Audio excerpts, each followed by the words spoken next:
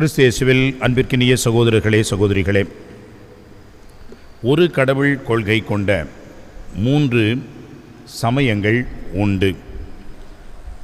இதற்கு அடிப்படையான தோற்றுவாய் சமயமாக இருப்பது யூத சமயம், யூதர்கள்.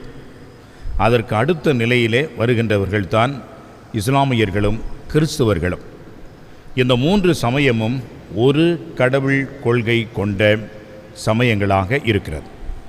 இந்த 3 சமயங்களுக்கும் ஒரே ஒரு அடிப்படையான தத்துவம் உண்டு, கடவுள் நம்பிக்கை உண்டு. கடவுள் ஒருவர், அவரையே நாம் வழிபட வேண்டும். அவரை தவிர்த்து வேறு எதுவும் எவரும் கடவுள் இல்லை என்பதுதான் இந்த 3 சமயங்களுடைய முதல் அடிப்படையான கொள்கையாக இருக்கிறது. எனவே இந்த 3 சமயங்களும் அடிப்படையாக இதை கொண்டிருப்பதனால் அனைவரும் இந்த கடவுளின் வழியிலே வாழ வேண்டும் என்பது அவர்களுடைய கருத்து. அதன் அடிப்படையில் தான் அன்புக்குரியவர்களே, எப்படி வாழ வேண்டும் என்ற ஒரு வழிமுறையை இவைகளெல்லாம் நமக்கு கற்றுக் கொடுக்கின்றன. அந்த வழிமுறைகளைத்தான் இன்றைக்கு நற்செய்தியிலே வாசிக்க கேட்டோம். 3 pillars of Christianity என்று சொல்லலாம். இதுவே இஸ்லாத்துக்கும் உண்டு, இதுவே யூத மதத்திற்கும் உண்டு. முதலிலே ஜெபம், 2வது தர்மம், 3வது நோன்பு. இந்த 3ம் தான் கடவுள் நம்மை வழிநடத்துகின்ற, அதை நாம் வாழ்கின்ற வழிகளாக வைத்து கொள்ள வேண்டும். இந்த 3ம் 3 நிலைகளிலே இறைவனுக்கும் நமக்கும், இறைவனுக்கும் மக்களுக்கும், மக்களுக்கும் நமக்குமான உறவை வெளிப்படுத்துவதாக இருக்கிறது. செபம், இதை பாருங்கள், ஒரு தனி மனிதனுக்கும் இறைவனுக்கும் இருக்கக்கூடிய உறவை எப்படி வளர்த்து கொள்ளலாம், தந்தை மகன் என்ற அந்த உறவிலே வாழலாம், அந்த இறைவனை நினைத்து இறைவனுடைய ஆசீரோடு அனைத்தையும் செய்யலாம் என்ற அந்த மனித இறைவன் என்ற அந்த உறவை நமக்கு எடுத்து சொல்கிறது. 2வதாக பாருங்கள், தர்மம் என்பது எல்லா அந்த 3 சமயங்களுக்கும் அடிப்படையான ஒன்று. இஸ்லாத்திலே இந்த தர்மம் என்பது மிக முக்கியமான ஒன்று. இந்த தர்மத்தின் வழியாகத்தான் நாம் மோட்சத்தையே அடைகிறோம் என்று. நாமும் அப்படித்தான் இந்த தர்மம், பிறரன்பு காரியங்கள், சேரிட்டி என்று சொல்கின்றோம். இதன் அடிப்படையிலே நமக்கும் மற்றவர்கள், அயலார் என்று சொல்லக்கூடிய அவர்களுக்கும் இருக்கின்ற அந்த உறவு பிணைப்பை நமக்கு உணர்த்துகிறது. 3வதாக தபம் என்று சொல்லக்கூடியது, இந்த தவத்தின் வழியாக எனக்கு நானே என்னையே அடக்கி, என்னை நான் இந்த 5 புலன்களுக்கு உட்பட்ட வகையிலே நாம் வாழ்கின்ற அந்த ஒரு முறையைத்தான் தவம் என்று நமக்கு சொல்லப்படுகிறது. எனவே செபம், தபம், தர்மம், இது 3ம் தான் அடிப்படை தூண்களாக நம்முடைய சமய கோட்பாட்டிற்கும் வாழ்விற்கும் அமைகிறது.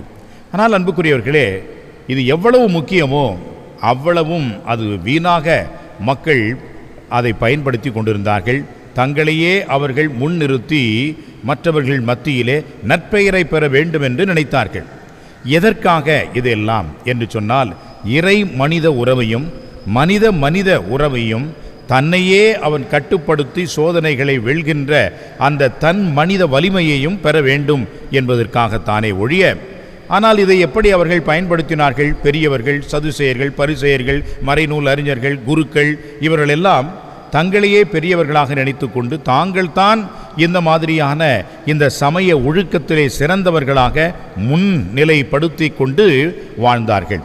எனவே இந்த 3 நிகழ்வுகளையும் எப்பொழுது யாருக்கு எப்படி செய்ய வேண்டும் என்ற வரைமுறை இருக்கிறது. அதையும் தாண்டி எல்லோரும் பார்க்கின்ற விதமாக அவர்கள் செய்தார்கள். இதுதான் விளம்பர உலகம்.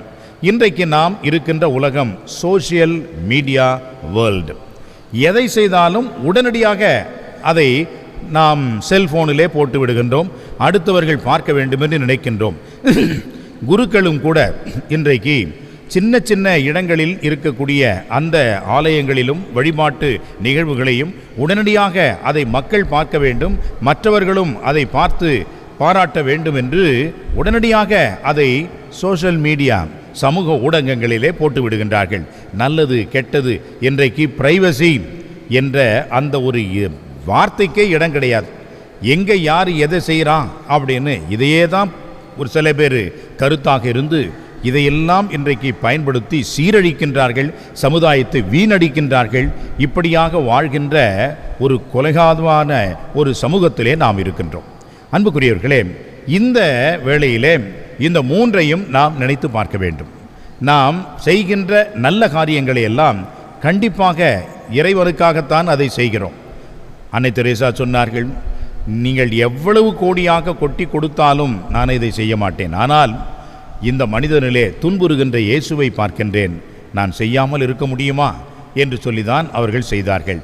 அந்த ஒரு எண்ணம் அடிப்படையானது. ஆனால் இன்றைக்கு நாம் செய்வதெல்லாம் உடனடியாக அதை புகைப்படம் எடுக்கிறோம், செய்தித்தாளிலே போடுகிறோம், பலவிதமான சோஷியல் மீடியாவிலே, யூடியூப், இன்ஸ்டாகிராம், என்னென்ன கண்ணா புண்ணா கன்றாவி எல்லாத்திலையும் போட்டு அதை ஒரு பெரிய ஒரு நிகழ்ச்சியாகவே ஆக்கிவிடுகின்றோம். அன்புக்குரியவர்களே, பெருமை அடித்துக் கொள்கின்ற உலகம் இன்றைக்கு வெறுமையாக இருக்கக்கூடிய ஒரு சூழலை நாம் வாழ்கின்றோம். எதை செய்தாலும் மற்றவர்கள் பார்க்க வேண்டும், பாராட்ட வேண்டும், மற்றவர்கள் தெரிவிக்க வேண்டும் என்று அலைந்து அங்கலாய்த்து கொண்டிருக்கின்ற ஒரு சூழலை பார்க்கின்றோம். ஏறக்குறைய இந்த 3 முக்கியமான சமய பழக்க வழக்கங்களை, இந்த மாதிரியான ஆன்மீக வகையிலே நாம் வாழக்கூடிய வழிமுறைகளையும் அவர்கள் இப்படிப்பட்ட ஒரு சோஷியல் மீடியா ட்ரெண்டு அதில் தான் அவர்களும் பயன்படுத்தி கொண்டார்கள். அதனால் என்ன பயன்? ஒரு பைசாவுக்கு புரோசனம் கிடையாது. காரணம், நீங்கள் கொடுக்கின்ற அந்த உதவி கடவுளுக்கு அது மகிமையாக இருக்க வேண்டும், கடவுள் உங்களுக்கு பிரதிபலன் கொடுக்க வேண்டும். நீங்கள் கொடுக்கின்ற அந்த உதவியும் நீங்கள் செய்கின்ற அந்த ஜபமும் மனிதர்கள் மெச்சிக்கொள்ள வேண்டும், பாராட்ட வேண்டும் என்று நினைத்தீர்கள் என்று சொன்னால் ஜீரோ, வேஸ்ட், ஆல் யூஸ்லெஸ். நிறைய பேர் என்னிடம் வருவார்கள், வந்து அவர்கள் நன்கொடை கொடுக்கின்றார்கள். பல பேர் சொல்வது இதுதான், ஃபாதர் எதுலேயுமே எங்கேயும் என் பேரை எழுதாதீங்க, நோ ரிசிட் ஐ நீட், எனக்கு எதுவுமே தேவையில்லை என்று. சமீபத்தில் கூட நம்முடைய திருவிழாவிலே நிறைய பேர் வந்து அவர்களால் இயன்ற உதவி கொடுத்தார்கள். நேற்றைய தினம் ஒருவர் வந்தார், 200 ரூபாய் கொடுத்தார்.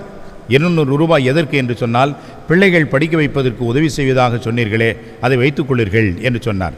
அவர் கொஞ்சம் கரடு முரடான பேர் வழி தான், ஆனால் அந்த 200 ரூபாய் அவர் வந்து கொடுத்தது ரொம்ப சந்தோஷமாக இருந்தது. காரணம் என்ன?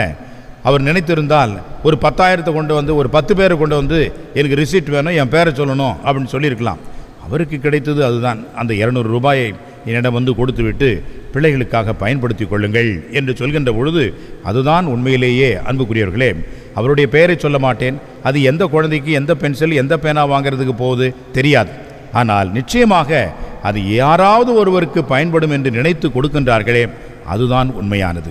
2 காசுகளை தன்னிடம் உள்ளதெல்லாம் போட்டுவிட்டார், தன்னிடம் உள்ளதெல்லாம் போட்டுவிட்டார். ஆண்டவர் பார்க்க வேண்டும் என்று அந்த பெண்மணி போடவில்லை, ஆனால் அந்த பெண்மணி போடுவதை ஆண்டவர் பார்த்தார். எனவே தான் அவர் வெகுமதி கொடுத்தார், எல்லாரையும் விட இவள் தான் அதிகமாக போட்டார் என்று சொன்னார். அன்புக்குரியவர்களே, கொடுக்கின்ற பொருளில் அல்ல, கொடுக்கின்ற மனத்தில் தான் நம்முடைய உண்மையான எண்ணம் இருக்கிறது. இறை ஆசீர் நமக்கு கிடைக்கிறது. இல்லாவிட்டால் பெருமைக்காகவும் பேருக்காகவும் நாம் செய்கின்ற பொழுது எல்லாம் யூஸ்லெஸ். எந்த ஒரு கைமாறையும் நான் பெறமாட்டோம்.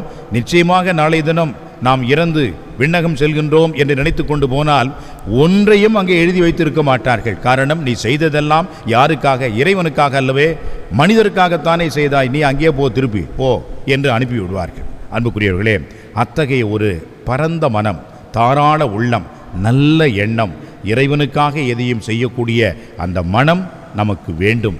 அதுதான் உண்மையான கிறிஸ்தவ வாழ்வு என்பதை ஆண்டவர் நமக்கு இன்றைக்கு உணர்த்துகிறார். அது செபமாக இருக்கட்டும், தபமாக இருக்கட்டும், தர்மமாக இருக்கட்டும், மூன்றும் இறை கண்ணோட்டத்தில் நாம் செய்ய, இறைவனோடு இணைந்திருக்கின்ற ஆன்மீக வழியாக இருக்க இறையருளை வேண்டுவோம். ஆமென்.